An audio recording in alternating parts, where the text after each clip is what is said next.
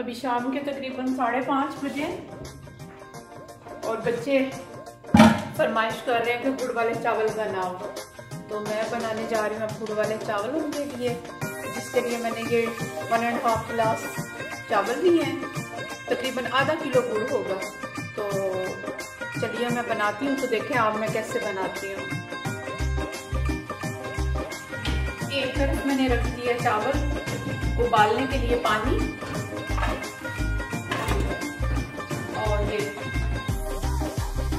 میں نے تقریباً 1 گلاس بھر کے پانی کا لیا، اس میں یہ ڈال رہی ہوں گڑ تاکہ یہ پگھل جائے۔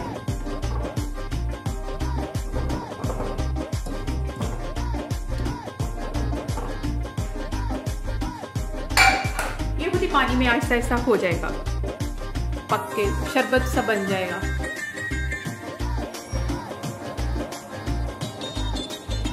یہ دیکھیں گڑ پگھل گیا،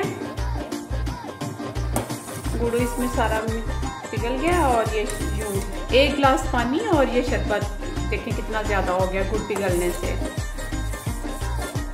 یہ تیار ہے، اس کا چولہا میں کرتی ہوں بند، اور اب چاول ابال لوں۔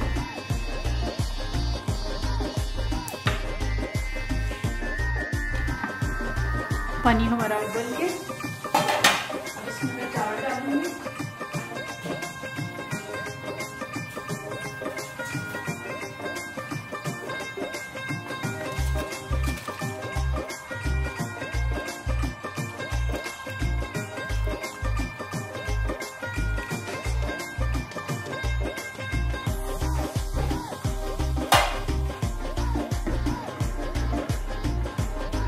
سادہ پانی ہے بالکل، اس میں کچھ نہیں ڈالا میں نے۔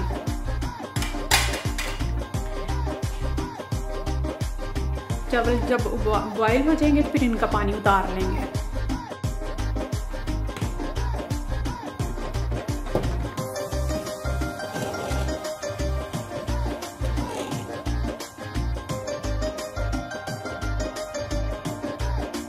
چاول ہمارے تقریباً ہو گئے ہیں، ابھی انہوں نے شربت میں بھی پکنے ہیں۔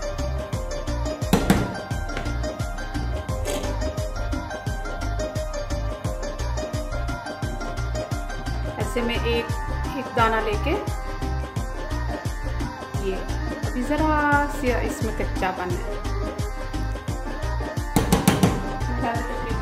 ان کا میں پانی اتار لوں گی ایسے جیسے بوائل چاولوں کا اتارتے ہیں۔ دیکھتا رکھتے ہیں، اس میں ڈالوں گی آئل، آپ دیسی گھی میں بھی بنا سکتے ہیں، اس میں ڈالوں گی آدھا کپ کوکنگ آئل بس، تھوڑا سا اور جائے گا۔ گھی آئل ہمارا گرم ہو گیا ہے، اس میں جائیں گی یہ 4 عدد سبز الائچی، چھوٹی الائچی بھی بولتے ہیں اس کو، سبز الائچی بھی بولتے ہیں۔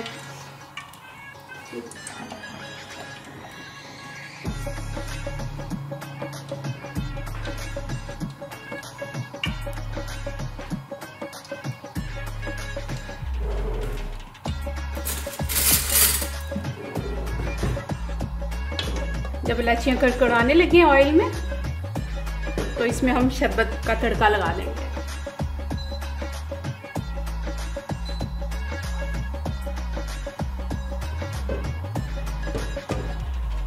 الائچیوں کی خوشبو آنے لگی ہے، اب اس میں شربت ڈالوں گی چھان کے۔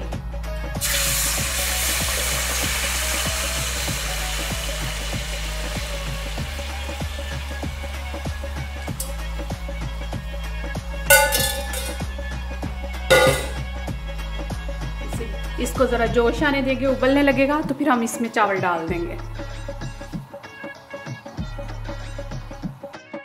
شربت ہمارا پک رہا ہے، اس کو یوں جوش آنا چاہیے، یوں ایسے۔ اب اس میں جائیں گے چاول،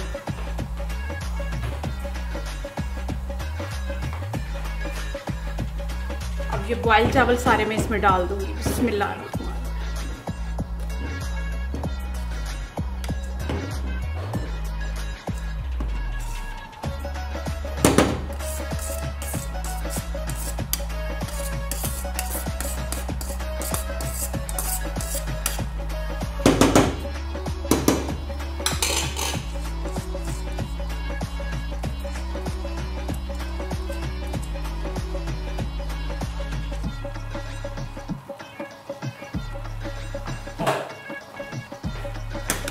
ان کو اچھے سے ملا لیں گے.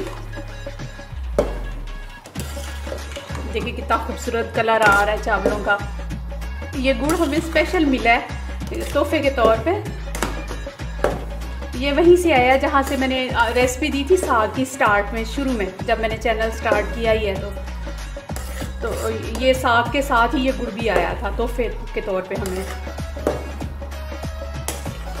بڑا خوبصورت کلر اور اتنی اچھی خوشبو آ رہی ہے نا. خوشبو تو نہیں میں سنگھا سکوں گی آپ کو، لیکن کلر امید ہے کہ آپ کو کیمرے میں بڑا اچھے سے دکھ رہا ہوگا. اب اس کو میں ڈھانک دوں گی تھوڑی دیر کے لیے.